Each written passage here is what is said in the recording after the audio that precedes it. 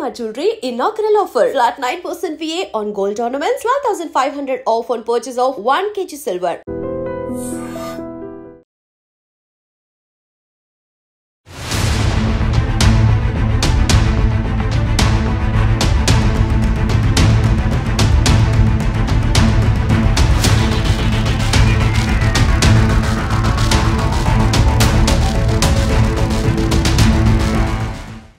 కూకట్పల్లిలో సంచలనం రేపినటువంటి కేస్ అంటే రేణు అగర్వాల్ను అత్యంత దారుణంగా హత్య చేశారు. ఇంట్లో పని వాళ్ళే హత్య చేశారు అనే వార్త మనం విన్నాం. 3 రోజులు అవుతోంది. నిందితుల కోసం పోలీసులు గాలిస్తున్నారు అనేటువంటిదే మనం ఇప్పటి వరకు చూసాం. ఎట్టకేలకు ఈ కేసుకి సంబంధించి పోలీసులు ఈ నిందితులు ఎవరైతే ఉన్నారో హర్ష అట్లాగే రోషన్ని పోలీసులు జార్ఖండ్లోని రాంచీలో అరెస్ట్ చేసిండ్రు. అట్లాగే ఇద్దరిని హైదరాబాద్కి ప్రస్తుతం అయితే తరలిస్తున్నట్టు మనకున్నటువంటి సమాచారం. యాక్చువల్లీ ఈ రాకేష్ అగర్వాల్ అట్లాగే రేణు అగర్వాల్ వీళ్ళు ఫతేనగర్లో స్టీల్ షాప్ ఉంది వీళ్ళు ఓనర్స్ అనమాట. అట్లాగే వీళ్ళకు కొడుకు అట్లాగే కూతురు కూడా ఉంది. కూతురు వాళ్ళ దగ్గర ఉండదు, ఆమె వేరే రాష్ట్రాల్లో చదువుకుంటుంది. కొడుకు మాత్రం శుభం, ఆయన పేరు వచ్చేసి ఇక్కడే అంటే వీళ్ళతో పాటే ఉంటున్నాడు. ఈ స్టీల్ షాప్కే తండ్రి కొడుకు కూడా వెళ్ళిపోతూ ఉంటారు. వీళ్ళది ఎగ్జాక్ట్లీ స్వాన్ లేక్, వీళ్ళ అపార్ట్మెంట్ వచ్చేసి Swan Lake apartment, 13th floor. Roshan ఎవరైతే ఈ పని అతను ఉన్నాడో, ఫస్ట్ ఈ రోషన్ అనే వ్యక్తి ఎవరైతే ఉన్నాడో అతను 9 సంవత్సరాలుగా ఇక్కడే పనిచేస్తున్నాడు కాబట్టి నమ్మకం కుదిరింది. వీళ్ళందరూ కూడా ఒక ఏజెన్సీ ద్వారా ఇక్కడికి వచ్చి, ఎస్పెషల్లీ ఈ అగర్వాల్ ఎవరైతే ఉంటారో ఈ అగర్వాల్స్ అందరూ కూడా కోల్కతాకు సంబంధించిన శంకర్ ఏజెన్సీ అని ఒక ఏజెన్సీ ద్వారానే ఇట్లా ఇంట్లో పని కోసం కావచ్చు, డ్రైవర్స్గా కావచ్చు, లేదంటే మేడ్స్గా కావచ్చు, వంట మనుషులుగా కావచ్చు, ఇట్లా వీళ్ళందరికీ కూడా ఈ పని వాళ్ళని సమకూరుస్తూ ఉంటాడు.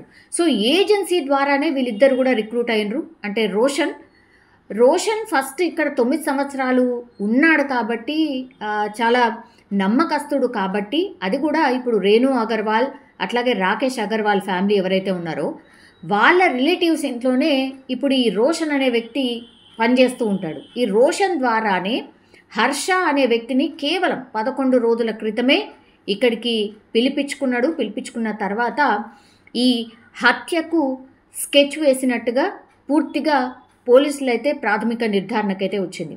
అసలు ఏం జరిగింది ఇంకోసారి నేను చెప్పే ప్రయత్నం చేయబోతాను. యాక్చువల్లీ బుధవారం రోజు అంటే సెప్టెంబర్ 10 మొన్న రాకేష్ అట్లాగే శుభం అంటే తండ్రి కొడుకు వీళ్ళు షాప్కి వెళ్ళిపోయినరు. రేణు అగర్వాల్ ఇంట్లో ఒంటరిగా ఉంటుంది. కొన్ని రోజుల క్రితం ఆమెకు ఆపరేషన్ అయినట్టుగా కూడా చెప్తున్నారు. సో ఇంట్లో పని కోసం ఒక పని వాళ్ళు అవసరం ఉండే, అందుకని ఈ ఏజెన్సీ ద్వారా పని అతన్ని కుదుర్చుకున్నారు. అట్లాగే దానికోసం ఈ రోషన్ ఎవరైతే 9 సంవత్సరాలుగా ఉంటున్నాడో అతను కూడా హెల్ప్ చేసి ఈ హర్ష అనే వ్యక్తిని ఎవరైతే ఉన్నాడో ఈ హర్ష అనే వ్యక్తిని పని కోసం కుదుర్చుకున్నారు. సో వీళ్ళు పని చేస్తున్నటువంటి క్రమంలోనే ఈ స్కెచ్ అంతా వేసినట్టు స్పష్టంగా అర్థమవుతోంది. అయితే ఆ రోజు సాయంత్రం 5 గంటలకు రాకేష్ ఫోన్ చేసినా కూడా రేణు ఎంతకీ లిఫ్ట్ చేయకపోవడంతో వెయిట్ చేసి 7 గంటలకు ఇంటికి వచ్చారు. అప్పుడు తలుపు బెల్ ఎంత కొట్టినా కూడా ఓపెన్ చేయలేదు రేణు. దీంతో వెనకాల వైపు నుంచి ప్లంబర్ని తీసుకొచ్చి బ్యాక్ డోర్ నుంచి డోర్ని ఓపెన్ చేసి లోపలికి ఎంటర్ అయిపోయేసరికి అసలు షాక్ అనమాట.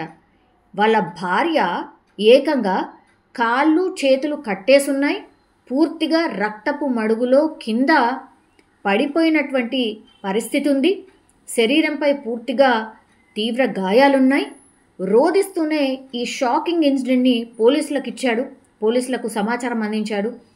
అక్కడ చుట్టుపక్కల ఉన్నటువంటి సీసీటీవీ ఫుటేజ్ అనుకోండి, మిగతా ఈ అపార్ట్మెంట్లో ఎవరు వచ్చారు, ఎవరు వెళ్ళారు, ఏంటి అనేది కూడా పూర్తిగా తీసి చూసినప్పుడు ఈ హర్ష అట్లాగే రోషన్లు మీరు చూడండి స్క్రీన్ పైన, అసలు ఎక్కడ కూడా ఇంత కూడా భయం ఏమీ లేకుండానే ఈ రేణు అంటే ఓనర్ ఎవరైతే ఉన్నారో ఆ రేణుని కంప్లీట్లీ కాళ్ళు చేతులు కట్టేసి ఈ లాకర్ నంబర్ ఎంత, లాకర్ ఎలా ఓపెన్ అవుతుంది, దాని పాస్వర్డ్ ఎంత చెప్పండి, మీ ఇంట్లో ఎంత నగదు ఉంది అని టార్చర్ చేయడం మొదలుపెట్టిర్రు.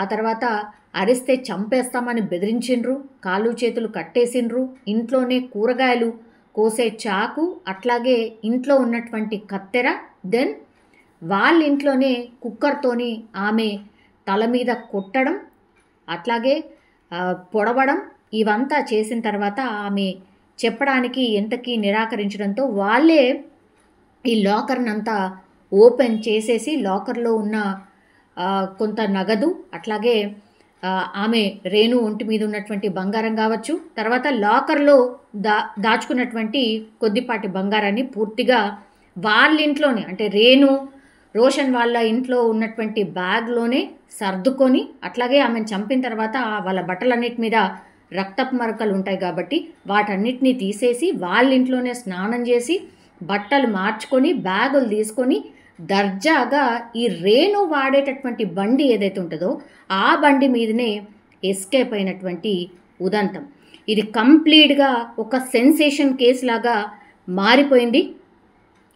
సో ఒక్కసారిగా ఈ సీసీటీవీ ఫుటేజ్లు చూపించిన తర్వాత మా ఇంట్లోనే ఇతను పనిచేస్తాడని భర్త చెప్పడం, కొడుకు చెప్పడం, అట్లాగే చుట్టుపక్కల వాళ్ళు చెప్పడం, దెన్ వాళ్ళు ఎస్కేప్ అవుతున్నటువంటి విధానం, వాళ్ళు వెళ్తున్నటువంటి తీరు, అట్లాగే వెకిలిగా నవ్వుతున్నారు ఏదో సాధించడం అన్నట్టుగా. వీళ్ళంతా కూడా బతకడానికి వచ్చినటువంటి వాళ్ళు, ఇక్కడ ఉంటూ పని చేసుకొని అక్కడ ఉండే వాళ్ళకంటే జార్ఖండ్, ఇట్లా ఉత్తరాఖండ్, బీహార్ ఈ చోట్ల ఉన్నటువంటి వాళ్ళ ఫ్యామిలీకి పూర్తిగా నగదును పంపిస్తూ ఉంటారు. బతకడానికని వచ్చి ఇక్కడ ఇట్లా మంచి హైఫై ఇళ్లల్లో పనికి చేరి ఆ తర్వాత ఇట్లాంటి ఇన్సిడెంట్స్కి పాల్పడుతున్న ఉదంతాలు చాలానే నమోదయ్యాయి. మొన్న కూడా కాచిగూడలో ఉన్నటువంటి ఒక జ్యువెలరీ షాప్ ఓనర్ ఇంట్లో కూడా ఇట్లనే నమ్మకస్తుగా ఉండి వాళ్ళ ఇంట్లోనే కింద రూమ్ ఇచ్చి పెట్టి చేస్తే ఇద్దరు లేడీస్ని పనికి కుదుర్చుకుంటే లాస్ట్కి వస్తే వాళ్ళ అమ్మనే కొట్టి చేసి బంగారాన్ని ఎత్తుకెళ్లారు. అది కూడా 1-2 కేజీలు బంగారం ఎత్తుకెళ్లారు అని ఒక 3-4 months వచ్చినటువంటి వార్త. మనం అక్కడికి కూడా వెళ్ళి చూసినప్పుడు చాలా నమ్మకంగా ఉన్నారు, మాకు ఇంత కూడా డౌట్ రాలేదు అన్నటువంటి మాట చెప్పారు. సో వీళ్ళందరూ కూడా, అంటే అందరూ అని కాదు కానీ చాలామంది ఎవరైతే బయట నుంచి ఇక్కడికి వచ్చి బతకడానికని వస్తున్నారో అక్కడ ఏమీ ఉండదు. ఇక్కడికి వచ్చిన తర్వాత లగ్జరీ లైఫ్ కానీ, లేకపోతే ఇక్కడ వాళ్ళు నివసిస్తున్న తీరు కానీ, వాళ్ళు ఖర్చు పెట్టే తీరు కానీ, అండ్ వాళ్ళ మీద ఒంటి మీద ఉన్నటువంటి బంగారం లేదంటే నగదును చూసిన తర్వాత వీళ్ళు ఈజీగా మనీ సంపాదించవచ్చు, ఈజీగా ఎస్కేప్ అవ్వచ్చు అన్న భ్రమలో ఈ ఇన్సిడెంట్స్కి అయితే పాల్పడుతున్నట్టుగా మనకైతే స్పష్టంగా అర్థమవుతోంది. సో ఇందులో కూడా అదే జరిగినట్టు చెప్తున్నారు. ఈ నిందితులు ఎవరైతే ఉన్నారో వాళ్ళు ఇదంతా చేసిన తర్వాత క్యాబ్లో విశాఖ మీదుగా ఈ రాంచీకి పరారైనట్టుగా పోలీసులు గుర్తించారు. సో వారిని ఎక్కించుకున్నటువంటి ఈ క్యాబ్ డ్రైవర్ ఎవరైతే ఉంటారో ఆయన సోషల్ మీడియాలో యాక్టివ్ ఉండడం, ఇన్స్టాలో వాళ్ళ ఫోటోల్ని చూశాడు కాబట్టి వాళ్ళని గుర్తించిండు. వెంటనే అతను ఈ క్యాబ్ డ్రైవర్ ఎవరైతే ఉన్నాడో అతను పోలీసులకు ఈ నిందితుల ఆచూకీ చెప్పడంతో ఈ కేసుని పూర్తిగా ఛేదించినట్టు అయింది. సో ఈ క్యాబ్ డ్రైవర్ ఎవరైతే ఉన్నారో ఈ నిందితుల్ని గుర్తించడం ఈ కేసులో బ్రేక్ త్రూ అనుకోవచ్చు. దీంతో నిందితుల్ని రాంచీలో అరెస్ట్ చేసి ఇప్పుడు ప్రస్తుతం హైదరాబాద్కి అయితే తరలిస్తున్నారు. ఒక్కటి ఇక్కడ మనం గుర్తుంచుకోవాల్సింది ఏంటి అని అంటే, ఖచ్చితంగా ఎవరినైనా బయట వాళ్ళను ఈ బీహార్, ఉత్తరప్రదేశ్, ఉత్తరాఖండ్ లేదంటే ఈ బతకడానికి వచ్చినటువంటి జార్ఖండ్ ఇట్లాంటి ప్లేసెస్ నుంచి ఎవరైతే వస్తారో అసలు వాళ్ళు అక్కడ ఏంటి, వాళ్ళు అక్కడ ఏం పనులు చేశారు, అసలు నేర చరిత్ర ఉందా లేదా, ఏజెన్సీ వాళ్ళు నిజంగా నమ్మకస్తుల్ని పంపిస్తున్నారా లేదా, తక్కువకు వస్తున్నారని ఇంట్లో అన్ని పనులు చేయించుకోవచ్చని ఆశపడితే మాత్రం వీళ్ళు పూర్తిగా ప్రాణాలే తీసి వెళ్ళిపోతున్నారు అని అంటే అర్థం చేసుకోవాల్సిందే. సో పోలీసులు కూడా అదే చెప్తున్నారు, మీరు ఎవరినైనా పనిలో కుదుర్చుకున్నప్పుడు ఇవన్నీ గమనించండి. తక్కువకు వస్తున్నారు కదా ఏముందిలే అని పెట్టుకుంటే మాత్రం ఇప్పుడు నేర పూరితంగా ఆర్ నేరాలకు పాల్పడుతూ ఈజీగా మనీ దోచేయచ్చు అన్న దాంట్లోని ఇట్లా హత్య చేయడానికి కూడా వెనకాడట్లేదు. అప్రమత్తంగా ఉండండి.